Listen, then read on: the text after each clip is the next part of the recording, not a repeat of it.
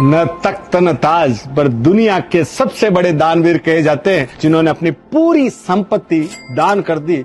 नाम है उनका पालम कल्याण सुंदरम, जिन्हें रजनीकांत दुनिया के सबसे बड़े सुपरस्टारों में एक वो अपने पिता के रूप में मानते हैं। और अमेरिकन प्रेसिडेंट बिल क्लिंटन जब भारत यात्रा पर आए तो उनसे मिलना चाहते थे। 1940 में उनका जन्म होता है और उनकी माँ उनको 3 चीजें सिखाती है। कभी लालच मत करना, जितना कमाते हो उसका 10% गरीबों और अनाथों में दे देना, और दिन भर में एक काम ऐसा करना कि लोगों के चेहरों पे मुस्कुराहट आवे। बीए करते हैं, एमए करते हैं और one of the finest librarian बनते हैं। और जब पहली तनख्वाह आती है तो इनके मन में आता है कि ये पैसे मेरे कोई काम के नहीं, मुझे गरीबों को देना है। और खुद शाम को एक होटल में जाके वेटर का काम करके अपना गुजारा कर लेते हैं। और ऐसा 1 साल नहीं, 2 साल नहीं, अगला 30 साल तक जितनी सैलरी आती थी वो गरीबों में और अनाथों में दे दिया करते थे। और जब लास्ट में 1990 आते आते उनको 10 लाख रुपया पेंशन का आया ना, तो वो पूरा का पूरा पैसा वो भी गरीबों में दान कर दिया। जब ये बात मीडिया में लीक हो गई तो पूरी दुनिया में ये मालूम पड़ता। और रजनीकांत को जब ये मालूम पड़ा तो उन्होंने बोला कि आप मेरे पिता समान है,